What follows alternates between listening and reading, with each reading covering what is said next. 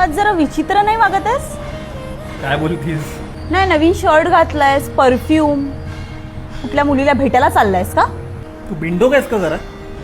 तू सोडून दुसरी कुठली मुलगी माहिती तरी आहे का मला? मी पण आपल्या बेडबेड आली वॉशरूमला जाऊन. अरे खरं सांगायचं तर तू एकटीच आहेस जिच्याशी मला लग्न करायचं आहे. आपण आहे ना आज रात्री H8 वर भेटूया. रूम नंबर आहे 112. मी वाट पाहतोय. H8?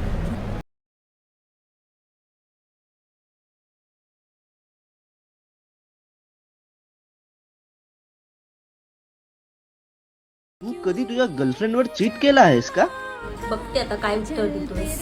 कधीच नाही. जरी ती मला त्रास देत असेल, माझ्यापेक्षा लहान असेल, माझ्या गोष्टी विसरत असेल, तरी माझं खूप प्रेम आहे तिच्यावर. बेबी मला माहिती आहे तुझ्या रूपात आहेस, कारण तू आहे ना डिटेक्टिव्ह जी मस्करी करत होतो अगं. मला तुला एवढंच सांगायचं की कितीही झालं ना, तू एकटीच आहे जिच्याशी मला लग्न करायचं.